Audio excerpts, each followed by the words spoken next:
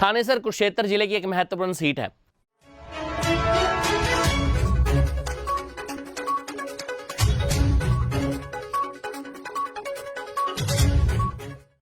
नमस्कार, मैं हूं गौरव और आप देख रहे हैं एन1 लाइव हरियाणा। हरियाणा गठन के बाद से ही 1967 से लेकर 2019 तक इस सीट पर 13 सामान्य चुनाव हुए हैं। इस सीट पर साल 1967, 68 और 72 में कांग्रेस से चुनाव लड़ते हुए ओम प्रकाश गर्ग ने जीत दर्ज की, हैट्रिक लगाई। गर्ग संयुक्त पंजाब के समय से सियासत में सक्रिय थे। गर्ग पंजाब कांग्रेस के कोषाध्यक्ष भी रहे। साल 1966 में वे MLC भी रहे। गर्ग ने अपने सियासी जीवन में 77 और 82 का थानेसर से हार भी देखी। थानेसर सीट से एक उपचुनाव सहित अशोक अरोड़ा ने कुल 4 चुनाव जीते। जीत का सबसे बड़ा अंतर साल 2014 के चुनाव में, जबकि सबसे कम अंतर 2019 के चुनाव में बना। कुल मिलाकर देखें तो अब तक हुए 13 सामान्य और एक उपचुनाव, यानी कि कुल 14 चुनाव में 5 बार कांग्रेस को जीत मिली। 2 बार यहां पर कमल भी खिला, यानी भारतीय जनता पार्टी को जीत मिली। 7 बार थानेसर से चौधरी देवीलाल और ओम प्रकाश चौटाला के सियासी दल जनता पार्टी, लोकदल, जनता दल और इंडियन नेशनल लोकदल के विधायक चुने गए। 1967 में हुए चुनाव में कांग्रेस के ओम प्रकाश ने 18,689 वोट लेते हुए भारतीय जनसंघ के बी सिंह को 3837 वोटों के अंतर से हराया। 1968 के चुनाव में कांग्रेस की टिकट पर ओम प्रकाश दूसरी बार विधायक चुने गए। ओम प्रकाश ने 14,473 वोट लेते हुए भारतीय जनसंघ के समरन दास को कड़े मुकाबले में 384 वोटों के अंतर से पराजित किया। 1972 में कांग्रेस से चुनाव लड़ते हुए ओम प्रकाश ने जीत की हैट्रिक लगाई।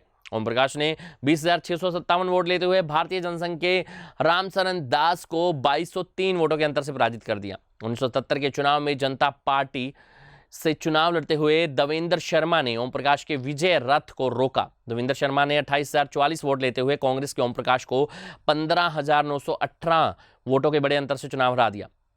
1982 के चुनाव में लोकदल के साहिब सिंह ने 22,893 वोट लेते हुए कांग्रेस के ओम प्रकाश को 2195 मतों के अंतर से हरा दिया। 1987 के चुनाव में लोकदल के गुरदयाल सिंह विधायक चुने गए। गुरदयाल सिंह ने 35,585 वोट लेते हुए कांग्रेस के साहिब सिंह सैनी को 22,624 वोटों के अंतर से हरा दिया। 1990 में थानेसर में उपचुनाव हुआ। चौधरी देवीलाल ने इस चुनाव में युवा अशोक अरोड़ा को चुनावी मैदान में उतारा। जनता दल से चुनाव लड़ते हुए अशोक अरोड़ा ने कांग्रेस के देवेंद्र शर्मा को कड़े मुकाबले में 876 वोटों के अंतर से पराजित कर दिया। अरोड़ा को 30,290 वोट मिले, जबकि देवेंद्र शर्मा को 30,414 मत प्राप्त हुए। अरोड़ा बाद में साल 1998 में इनेलो के प्रदेशाध्यक्ष बनाए गए और वे इस पर सबसे लंबे समय तक, लगातार 18 वर्ष तक रहे। 1991 के चुनाव में कांग्रेस के रामप्रकाश पहली बार थानेसर से विधायक चुने गए। रामप्रकाश ने 24,471 वोट लेते हुए जनता पार्टी के अशोक अरोड़ा को 6,013 वोटों के अंतर से हरा दिया। 1996 के चुनाव में अरोड़ा सोशल एक्शन पार्टी से चुनाव लड़े और वे दूसरी बार विधायक चुने गए। अरोड़ा ने 25,175 वोट लेते हुए आजाद प्रत्याशी रमेश कुमार को 4975 वोटों से हराया। साल 2000 के चुनाव में अरोड़ा तीसरी बार थानेसर से विधायक चुने गए। अरोड़ा ने इनेलो से चुनाव लड़ते हुए 44,678 वोट लिए और कांग्रेस की शशि सैनी को 13,801 मतों के अंतर से हरा दिया।